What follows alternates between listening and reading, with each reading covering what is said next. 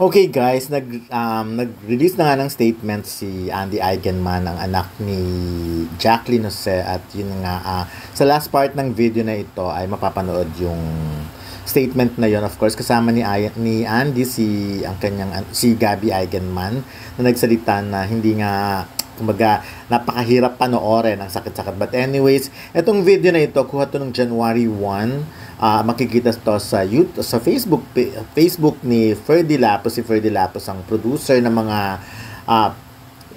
pelikula na sinimulan talaga nila Coco, nila Brillante Mendoza. Of course, nagkasama dyan si Coco Martin at si Jacqueline Jose, at yun nga, nakasama pa rin na sila Julio Diaz. Yan, marami yung pelikula Masahista, Service, Kinata, yun, reunion ng January 1, because si Iman Isturco kasi ay sa ibang bansa na nga naka-base at bumalik siya nung January 1, last year, at yun nga, nag-celebrate, nag-reunion sila nung January 1, ganon. Ito, makikita nyo to sa Facebook page ni Coco Martin. Sa Facebook niya, yung Rodel Pacheco na Shanseno, yung real name niya, at nandun nga yung mga statement niya, yung kanyang mga so far nilalaman ng kanyang puso. But of course, kilala naman natin si Coco at talagang kumbaga magbibigay din siya ng pahayag. Sa ngayon siguro kasi nagbagyo nga sila nitong Panagbenga Festival at medyo talaga namang biglaan at mahirap talagang tanggapin yung mga ganitong pangyayari. So anyways, ayan, no, ang bilis talaga ng panahon. January 1 lang yan, nakita nyo, ganyan pa sila kasaya dahil nga, yan si Iman Isturco yung sinasabi ko.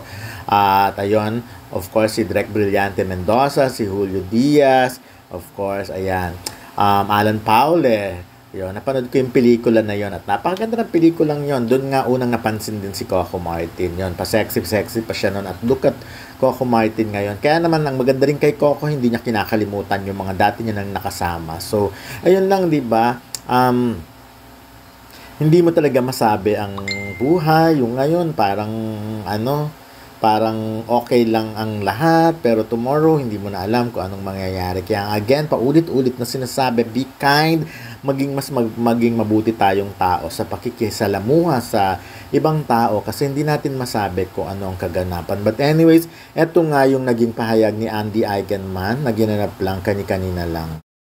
Of March 2nd, 2024, due to a myocardial infarction or a heart attack. We'd like to thank everyone who has since extended their prayers and condolences to us, as our family is trying to come to terms with this unfortunate incident. Please provide us the respect and privacy to grieve, and we hope this would put all speculations to rest. We'd just like to say that her undeniable legacy will definitely forever live on through her work, through her children, grandchildren, and the many lives she's touched. As she herself, her life itself was her greatest obra maestra. Thank you.